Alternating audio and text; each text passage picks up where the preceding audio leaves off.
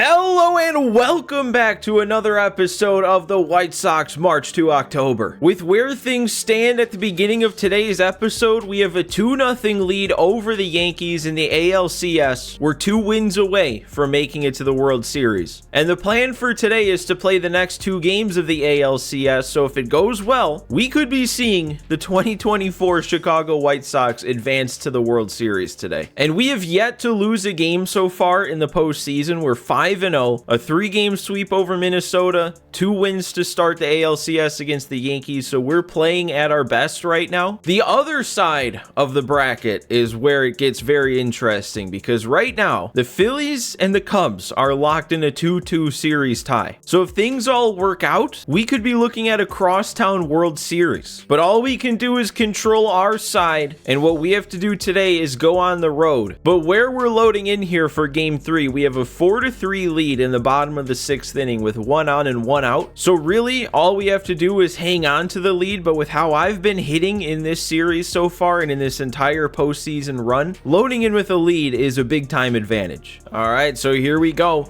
Soroka still on the mound, 68 pitches in, and he's actually getting tired. I might take him out right now. I just don't know if I want to go to Tanner Banks to go lefty-lefty against Soto, knowing that we still have to face Stanton this inning unless we get Soto grounding into 2. You know what I am? I'm going to go for it. We like Tanner Banks. He had a couple good outings earlier in this postseason run. He can handle Stanton. And yeah, look at that. I mean, so far he's pitched in 2 games. He's given us 3 innings and he struck out 80% of the batters he's faced. But before we start striking out some more, I do want to actually look at what's gone on to this point in this game with a 4-3 score right now. And it's Luis Robert. It's his game right now. A homer, 2 hits, 3 runs driven in. Duran's also got a 2-hit game, and I didn't realize that he's been playing as well as he has in the playoffs. 389 batting average, and Vaughn is still hitless in the playoffs. And then Soroka gave us the 5 1/3, 3 runs allowed. Not a great day, but not a terrible day either on their side. Stanton has a home run, so he's already feeling dangerous today. And then it was Garrett Cole on the mound. He might still be on the mound, but I doubt it, giving up 4 runs through 6. All right, but now it's all on Tanner Banks. And if we can get the rollover or something into a double play, that would be huge. Yeah, dude, Soto is tough to strike out. Even with how good Tanner Banks has been at striking out batters. I mean, we don't strike him out, but it's the same result in out, keeping the runner at first. It's just we didn't get the double play, so we do have to face Stanton. And oh, I thought Duran was going to get to that. How did he not? Man, if I knew he wasn't going to come close to it, I would have dove. He might have gotten there on a dive. I thought he was just going to make it there. That's fine. That's fine, though. I was pitching around Stanton there. I would have been fine with a walk, so I should be fine with a base hit also. It's just I actually got him to 2 strikes, so at that point, I thought I had him. And that's right to Vlad. I don't like how hard that was hit, but we get out of the inning. No runs come around to score. And now it's time to build on the lead for the next 3 innings. And it looks like they are going to stay with Garrett Cole for now. And he has way too much energy. Sometimes I understand opposing starters having a lot of energy if they're pitching like a really good game. But Garrett Cole's given up 4 runs. There is no need for him to be halfway full. And we draw the walk, though. I didn't swing the bat a single time that AB. We get some speed on first to lead off the 7th. Oh, and that's where they take Cole out. Okay, fair enough. So who do we face? Scott Efros. We faced him back in Game 1. I think Garver took him deep. And I was noticing that we can see out on the scoreboard to the right there under the Delta logo, we can see the score of the other championship series game right now. And I don't know what game that would be, because sometimes March to October is weird. Like, that very well could be their Game 4 that Philadelphia won, and we know the series is tied at 2. Because it would seem very weird for them to be playing Game 5 while we're in the middle of Game 3. So yeah, that's probably a game we already know the outcome of. And my focus on that led me to take a couple of pretty hittable strikes. It's also weird the more I think about it right now. Okay, hang on. Let's make sure it's not going to be 2. That's fine. We move the runner up. But what I was saying is it's kind of weird scheduling wise that both the championship series games would be happening at the same time to both be in the 7th inning right now. That doesn't make sense either. Oh my God, what did I see in that pitch to make me take it on a 3-2 count? I think that just all comes down to the kind of funky sidearm release of Scott Efros there. It almost looked like it was going to be a slider out of his hand, and it was too late to adjust. Oh, and I'm still punching out. Man, Efros is tough to hit when he's actually hitting his spots. That slider just has so much vertical break on it. It's so tough to actually put the PCI where it needs to be. Okay, I'm going to a new arm out of the pen, and it's going to be Tyler Wells for the first time in the playoffs. I've had him in the starting rotation for the whole time, pretty much ever since we traded for him. He's still technically in the starting rotation in the postseason, but he's the 5th starter, so he's not going to get used. So he's basically a reliever, and we're going to use him like one today. I don't know. Throughout the postseason, I haven't really been that much of a fan of pitching with Sean Armstrong. I feel like it's just, I don't know, something about his release point and the timing of pinpoint for him has just been kind of weird. And now we can't find the pitch to put Volpe away, man. I think we were 0-2, and now he's worked it all the way back with a take like that.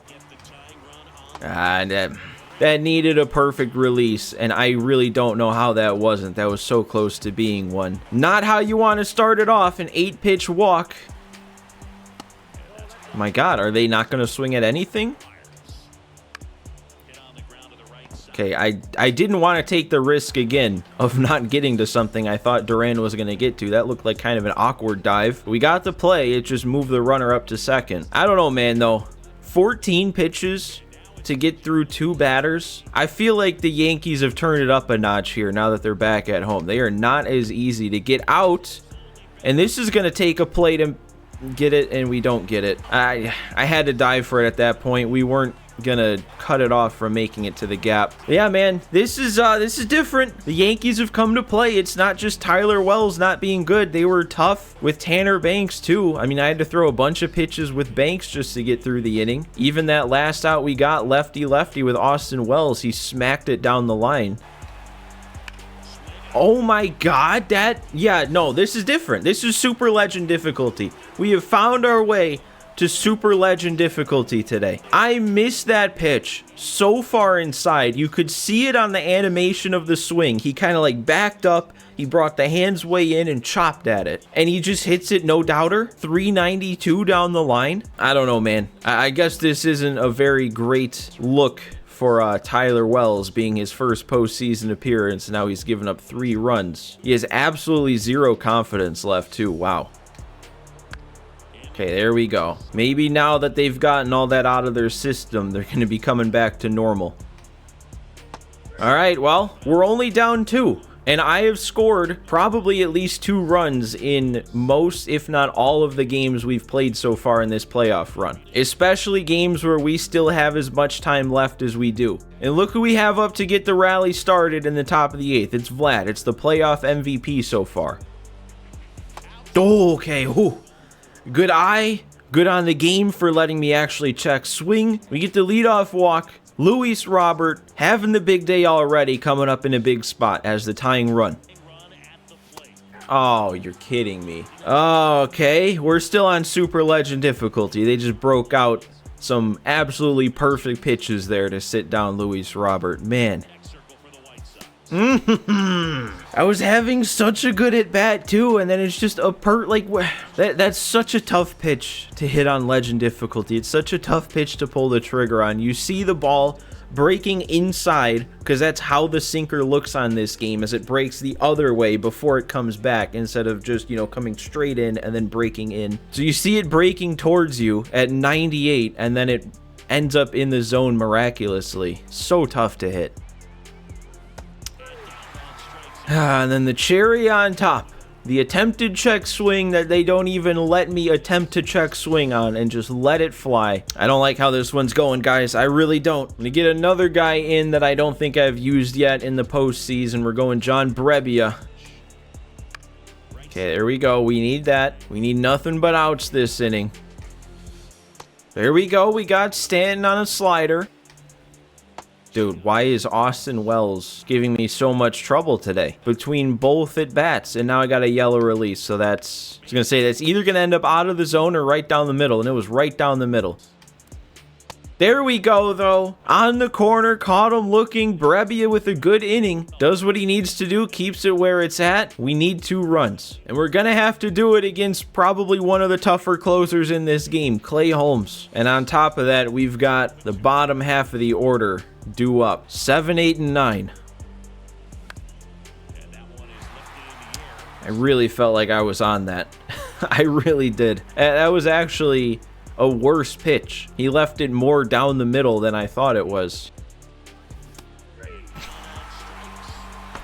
I don't even know, man. I don't even know. That is such a nasty pitch to end up right on the edge like that. I don't even know what I thought it was out of his hand, because I check swung, like we all saw that. And then I'm letting that go by. Okay, well, we're still alive. Couldn't find the strike zone after getting the 2 strikes against DeYoung. We're bringing the tying run up to the plate. I just feel like I should check, though. Do we want to stick with Benintendi, or do I want to go with, like, a Gavin Sheets? I mean, Sheets obviously has a lot less contact, but he's got a bit more power. If we want to just go for the kill shot right now, tie the game on 1 swing, Sheets would be our chance. Or do I stick with Benintendi and his contact and just try and get him on base and bring up the bigger bats afterwards? I think I'm going to stick with Benintendi. If Sheets had maybe about 10 more power, if he was around an 80 power instead of a 70, I might go with him. Okay, a 2-0 count to start. I'm liking this. Oh, I thought that hit him for a second. It's good, though. We're still 3-1. Would have been nice if that hit him, but a 3-1 count. Oh, and they let me hold up. All right, we're still going. Tying run on first. Winning run, or not winning run, go-ahead run coming up to the plate. Now the question is, I don't know if we have speed on our bench, actually. I was going to say, do I bring in more speed to try and score from first on an extra base hit? But yeah, our only guy with any more speed is Nicky Lopez, and it's barely more, so probably no reason to do that. Oh, let me have held up. Okay, thank you, game. Good take. Another good take. Another 3-1 count. Okay, that I was looking for the fastball middle in. Thought I got it for a second, but that's fine. And they made me go around. You know what? At that point, probably fair enough. I was check swinging so many times. I got a couple to go my way on 3-2 counts to draw the walk. Luck's gonna run out at some point. I would be much more upset at how that ended if we weren't already up 2-0 in the series, but 1 loss is fine. It's not a big deal. We still have a big time advantage in the series. It's just all that means is we're not going to be making it to the World Series in today's episode. That was just one of those games, though. That was one of those games where there was not a lot of mistake pitches from them for me to hit, and on their end, they were just unusually difficult to get out. Like, not many times do I give up 3 runs in a March to October game, but that felt unavoidable in that one. So what do we have here? Game 4, we're up 1 again. 1-0 lead in the bottom of the 7th inning. Over on the National League side, though, the Phillies have taken a 3-2 lead. So it's looking a little bit less likely to get that crosstown World Series. But again, all we can do is handle our end, and we got to focus on that now. Let's load right in. A little bit later into this one, it looks like we just put up the first run of the game in the top half. Kopech has a 1-hitter going through 6 with 6 punch-outs. All right, here we go. Right into it. Kopech, 64 pitches deep. He should have plenty of energy going. He does. So we stick with him. This is his chance now to have a special outing. I don't like that take, though. That take scares me. That take makes me feel like this is going to be going back to how last game went. Is that going to be fair? No. Okay. Oh, that take too. That one also worries me. I don't want another game like this. Okay, there we go. Up and in. 97 puts him away. There's out number 1. And there we go. 3 pitches to sit down Aaron Judge. I mean, man, we gave up that home run to him in that first game in his first at bat against me, and I don't think he's done any damage since. And a pop fly on the first pitch. 1, 2, 3, 7th inning for Kopech. Now let's see if we can expand this lead. We got to deal with the lefty, Victor Gonzalez. And you know what? I just realized I forgot to look at what we did to score a run. It was another Vlad home run, because of course it was. Took a couple games off from hitting a home run, but he's back. It's crazy how 4 of the 6 he's hit have been the CPU's handiwork. There we go. Nice job at the plate again with Benintendi to draw another walk. He's not getting many hits this postseason, but I feel like I personally have drawn quite a few walks with the guy. Oh, no. Man, I just cannot put the bat on the ball so far in this episode. Maybe it is just me. Maybe I'm blaming the game for ramping up the difficulty when it's just me not being able to hit right now. I'm seeing pitches well. I'm driving up pitch counts. I'm taking walks. It's just when it comes time to actually make a good swing on a hittable pitch, I can't do it. Is that... Oh, no, it's just going to be 2. Way too weak. Not what you want to do with that pitch. I don't know what's going on. We are going to have to hold on to this 1-0 lead. That might be the only way I pick up a win today. So I'm going to stick with Kopech. Goal is for him to get me through this 8th inning, and then we just go straight to Crochet. We're fine. We're fine, and he's going to get thrown out at second, right? No, he's not going to attempt it. There we go. Blow it past Austin Wells up and in. That could be 2. That could be 2. 99 armed from Duran makes it look easy. So we do get Kopech through 8 innings. And now it's just on Crochet to end it. We do have one more shot to actually hit in today's episode. Actually get some insurance. Still can't hit, man. That is... pretty hittable. I had the right idea. I couldn't put it all together for one swing, and that's how so many of these have gone. For the most part, it's like I'm seeing the pitches out of his hand. If they're balls, I can take them, but if they're strikes, something with the left thumb is just not working. That might be my best swing of the day, and I was very early on it. Okay, there we go. Finally put it all together. There's a perfect swing. It took him throwing like 6 fastballs in a row right down the middle before I could finally time it up. And then, of course, we're going to come right back and ground into a double play. Again, I see the pitch. I time it up. Anything with movement, I can't move the PCI to. All right, so we're going Crochet. It's all down to him. And as we can see, he hasn't had a great postseason run so far. He is 2 for 2 in his save chances, but he's given up some runs. He's given up a lot of base runners. We don't have any room for error today, only being up by 1. Oh, no. Don't turn it on again here in the 9th inning. That is such a good pitch. Oh my God, do not. Oh my God. You know, at this point, fine. Get Rizzo out of the batter's box.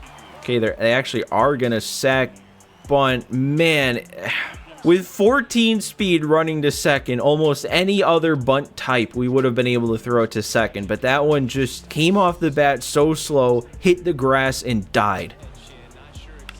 Okay, grounder to third. That's also going to keep Rizzo at second. I'm kind of surprised they're not bringing in any speed off the bench for Rizzo. Especially when he was on second with only 1 out. You'd think you'd want every chance you could have at scoring from second on a base hit. Okay, no, we don't want this. We got to come right after Verdugo because we know who's on deck. And, okay.